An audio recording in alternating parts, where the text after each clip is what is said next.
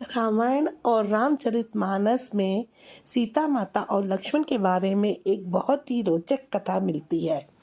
हालांकि कुछ विद्वानों का मानना है कि इस बात में कोई सच्चाई नहीं है, ये तो मात्र किंवदंतियां हैं। ये कहानी कितनी सही है ये तो मैं जानती नहीं, लेकिन जनमानस में ये कथा प्रचलित है कि एक समय माता सीता ने उनके देवर लक्ष्मण को निगल लिया था और उस वक्त हनुमान जी दूर से ही देखते रहे रहे थे। तो दोस्तों, ऐसा क्या हुआ था ये मैं आपको बताती हूँ। रावण का वध करने के बाद भगवान राम लंका से माता सीता के साथ अयोध्या लौट रहे थे। उसी दौरान अयोध्या को दीपकों से सजाया जा रहा था। दीपावली का दिन था, उत्सव मनाया जा रहा था। उसी वक्त माता सीता को ये याद आया कि वनवास जाने से पहले माँ सरयू से वादा किया था कि अगर पुनः अपने पति और देवर के साथ सुकुशल अयोध्या वापस आऊंगी तो आपको विधिवत रूप से पूजा अर्चना करूंगी। ये सोचकर सीता माता लक्ष्मण को साथ लेकर रात्रि में सरयू नदी के तट पर पहुंच गई। उन्होंने सरयू की पूजा करने के लिए अपने देवर लक्ष्मण से जल लाने को कहा। लक्ष्मण जी घड़े में जल लेने के लिए लेकर सरयू नदी में उतर गए। वे जल भर ही रहे थे कि तभी अचानक सरयू नदी के भीतर से अधासुर नाम का एक राक्षस निकला, जो लक्ष्मण जी को निगलने के लिए आगे बढ़ा।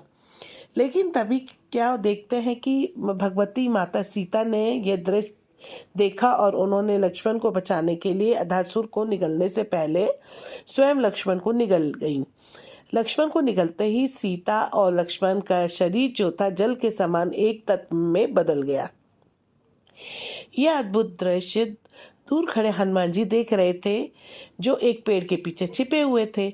उन्होंने सीता और लक्ष्मण का जल रूपी सम्मिश्रित शरीर एक घड़े में भर लिया और भगवान श्री राम के सम्मुख उपस्थित होकर सारी घटना सुनाई। हनुमान जी की सारी बातें सुनने के बाद भगवान श्री राम मुस्कुराए और उन्होंने हनुमान जी को बोला कि इस राक्षस को भगवान शिव का वरदान प्राप्त है। मैंने सारे राक्षसों का वध कर दिया, लेकिन ये मेरे से छूट गया, इसलिए इसका वध मैं भी नहीं कर सकता। भगवान शिव के इस वरदान के अनुसार अधासुर का वध तभी किया जा सकता है जब सीता और लक्ष्मण का शरीर एक होकर किसी तत्व में बदल जाए और हनुमान उस तत्व का उपयोग एक शस्त्र के रूप में करें।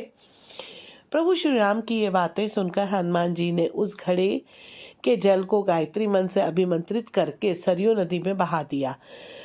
सरयू नदी में उस जल के मिलते ही नदी में एक भयानक आग की लपटें उठने लगी, जिसमें अधासुर राक्षस भस्म हो गया।